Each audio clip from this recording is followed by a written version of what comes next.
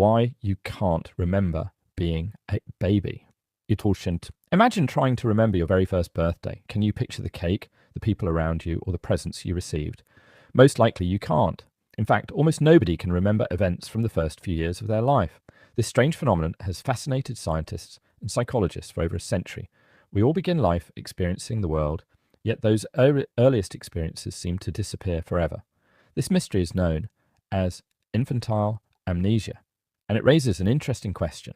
If babies are constantly learning, why can't adults remember being babies? The answer lies in the incredible way the human brain develops during early childhood. The mystery of missing memories. Every adult was once a baby. Babies recognize their parents, learn languages, understand emotions, and explore their surroundings every single day. These achievements require memory, so clearly, babies do have memories. The confusing part is that although babies can remember things for short periods and even learn from past experiences, those memories usually cannot be recalled later in life. Most adults have no personal memories before the age of about 3 years old, and only a few fragmented memories from ages 3 to 7. Scientists call this infantile amnesia, a normal part of human development rather than a problem or disease. Babies do have memories. For a long time, people believed babies couldn't form memories because their brains were immature. Today, research has shown that this idea is incorrect. Even newborn babies can recognize familiar voices, especially their mother's voice. They can remember sounds they heard before birth. As babies grow, they quickly learn routines, recognize faces, remember toys, and understand cause and effect. For example, a baby may learn that pressing a button makes a toy play music. Days later, the baby can remember how to make the toy work again. This proves that babies are capable of learning and storing information. So the real question isn't whether babies have memories. They absolutely do. The question is why those memories don't stay with us into adulthood. The developing brain. One of the biggest reasons is that a baby's brain is still under construction. At birth, the brain contains billions of neurons, but the connections between those neurons are still developing. During the first few years of life, the brain creates millions of new neural connections every second. A part of the brain called the hippocampus plays a crucial role in forming long-term memories. In babies, the hippocampus is still developing. Although it can create memories, it doesn't yet organize and store them in the same stable way as an adult brain. As the brain continues growing, old neural pathways are constantly being changed, strengthened, or removed. During this process, many early memories become difficult or impossible to retrieve. The brain is constantly rewiring. Early childhood is one of the fastest periods of brain growth in human life. Scientists often compare the baby's brain to a city under construction. New roads are built every day while older roads are replaced or redesigned. During this rebuilding process, some information stored in the earlier roads becomes harder to access. This process, known as synaptic pruning, helps the brain become more efficient. Connections that are frequently used become stronger while unused ones disappear. Although pruning improves learning and thinking, it may also contribute to losing access to some of our earliest memories. The role of the hippocampus. The hippocampus acts like the brain's memory librarian. When something important happens, the hippocampus helps organize details such as where it happened, who was there, and what emotions were involved. Later, it helps retrieve those memories. In babies, however, this system is still developing. The hippocampus continues maturing throughout early childhood. As a result, many memories formed during infancy may never become stable enough for lifelong storage. Interestingly, recent studies suggest babies may create detailed memories, but as the brain changes, those memories become increasingly difficult to access rather than completely disappearing. Language helps build memories. Language is another important piece of the puzzle. Adults usually remember events by telling stories about them, either to themselves or to others. Language allows us to organize experiences into meaningful narratives. Babies don't yet have words to describe their experiences. They may feel happiness, fear, excitement, or curiosity, but they cannot label these feelings or explain what happened. Without language, experiences are stored differently. Later, when adults try to remember those events using language, the original memory may not match the brain's newer way of organizing information. In other words, the memory might still exist somewhere in the brain.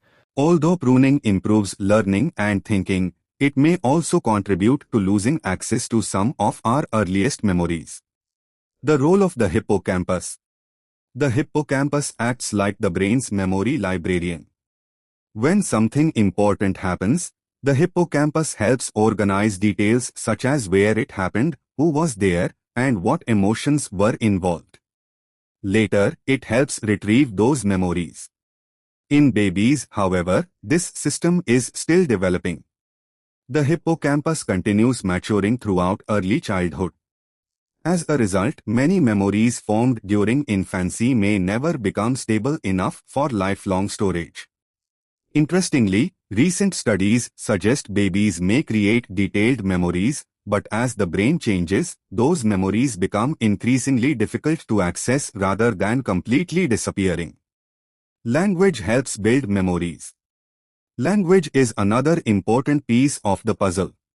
Adults usually remember events by telling stories about them, either to themselves or to others. Language allows us to organize experiences into meaningful narratives. Babies don't yet have words to describe their experiences. They may feel happiness, fear, excitement, or curiosity, but they cannot label these feelings or explain what happened. Without language, experiences are stored differently. Later, when adults try to remember those events using language, the original memory may not match the brain's newer way of organizing information. In other words, the memory might still exist somewhere in the brain, but we no longer have the right key to unlock it. Your sense of self is still growing. Another reason involves identity. Adults remember experiences as things that happened to me. This sense of personal identity develops gradually during childhood. Very young babies don't yet understand themselves as independent individuals in the same way older children and adults do. Because autobiographical memory depends on having a stable sense of self, many early experiences are never connected to the personal life story we later build as adults. Emotions and memory. Emotions play a major role in memory. Strong emotional experiences are usually remembered more clearly because emotions activate brain regions that strengthen memory storage. Babies certainly experience emotions, but the emotional systems of their brains are also developing. They may feel fear, comfort, excitement, or sadness intensely, yet the brain mechanisms that permanently preserve emotional memories are still maturing. This is why many emotional experiences from infancy fade despite feeling very real at the time. Childhood memories begin to appear. Most people begin forming lasting autobiographical memories between ages 3 and 5. These early memories are often incomplete. Someone might remember a birthday party, a favorite toy, or visiting grandparents, but the details are usually fuzzy. As children grow older, their brains become better at organizing information, using language, understanding time, and connecting experiences into meaningful stories. From this point onward, memories become much more stable and easier to retrieve later in life. Can lost memories return? Many people wonder whether their baby memories are hidden somewhere deep inside the brain. The answer is complicated. Scientists believe some early memories may leave lasting traces that influence behavior without being consciously remembered. For example, positive early relationships with caregivers can shape emotional development throughout life. However, most people cannot consciously recover detailed memories from infancy. Sometimes people believe they suddenly remember being a baby, but these memories may actually be reconstructed from family stories, photographs, or imagination rather than genuine recollections. Human memory is surprisingly flexible and can occasionally create convincing but inaccurate memories. Do animals experience infantile amnesia? Humans are not alone. Studies in mice, rats, and other mammals suggest they also lose access to many early life memories as they mature. Interestingly, researchers have found that some early memories in animals may still exist in the brain but become inaccessible because the brain changes over time. This discovery suggests infantile amnesia may be a natural feature of mammalian brain development rather than a uniquely human experience. Why forgetting may actually be helpful. At first, forgetting seems like a flaw. But scientists think it may actually help us. A baby's brain receives an overwhelming amount of information every day. If every tiny experience were permanently stored, the brain could become overloaded. Instead, the brain focuses on learning general patterns, important skills, and essential knowledge while allowing many individual experiences to fade. This makes learning faster and more efficient. Rather than remembering every bottle, diaper change, or nap, the brain keeps the skills and knowledge gained from those experiences. The lasting effects of early life. Even though we cannot consciously remember being babies, those early years remain incredibly important. The love, care, nutrition, safety, and experiences we receive during infancy shape brain development, emotional health, language ability, and future learning. In other words, the memories may be gone, but their effects remain with us throughout life. Our personalities, emotional responses, and social skills are deeply influenced by experiences we may never consciously remember. Conclusion.